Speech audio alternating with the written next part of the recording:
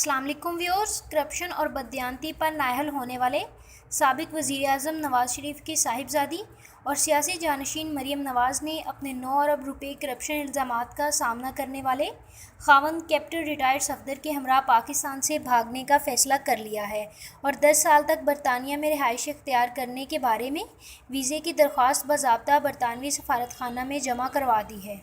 मरीम नवाज़ और कैप्टन सफ़दर क्यों अदालत से फौरी तौर पर मोहलत लेकर लंदन रवाना हो रहे हैं, ये जानने से पहले आप मेरे चैनल को सब्सक्राइब कर दें ताकि नई आने वाली तमाम वीडियो सबसे पहले पहुंचें आपके पास। जुमेरात के रोज़ मरीम नवाज़ अपने ख़ावंद कैप्टन रिटायर्ड सफ़दर के हमरा वफाकी दरअल-हुकूमत में कायम बरतानवी सफारतखाना की तरफ से मुकर्रर की गई कोरियर ऑफिस गईं और वीज़ों के लिए बाज़ाब्ता दरख्वास्त दी। करप्शन इल्ज़ामात का सामना करने वाले मरीम नवाज़ और कैप्टन रिटायर्ड सफ़दर ने अपने पासपोर्ट जमा कराते हुए इस्तदा की है कि वो लंदन में बीमार कलसूम नवाज़ की तीमारदारी के लिए जाना चाहते हैं।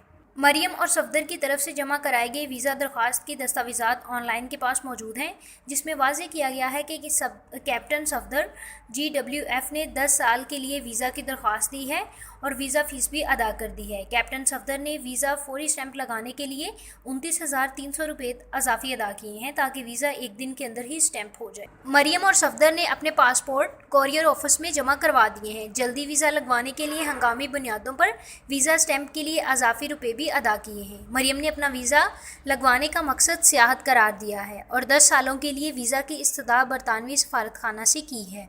इसी तरह हंगामी बुनियादों पर वीज़ा लगाने के लिए झूठे और करप्शन इल्ज़ामात में मुलव्विस मियाँ बीवी ने 57,000 रुपये भी बरतानवी सफारतखाने को अदा कर रखे।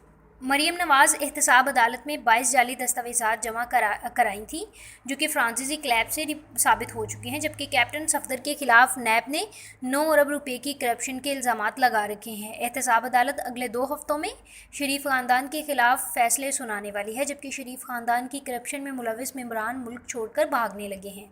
नैब ने मरीम नवाज़ और कैप्टन सफ़दर का नाम ECL में डालने की सिफारिश की। वाज़ेह रहे कि कलसूम बेगम लंदन में बहुत ज़्यादा बीमार हैं, जिसकी वजह से मरीम नवाज़ और कैप्टन सफ़दर इनकी तीमारदारी करने के लिए जा रहे हैं। मरीम नवाज़ का कहना है कि मैं पाकिस्तान आऊँगी और सुरखरू होकर दिखाऊँगी।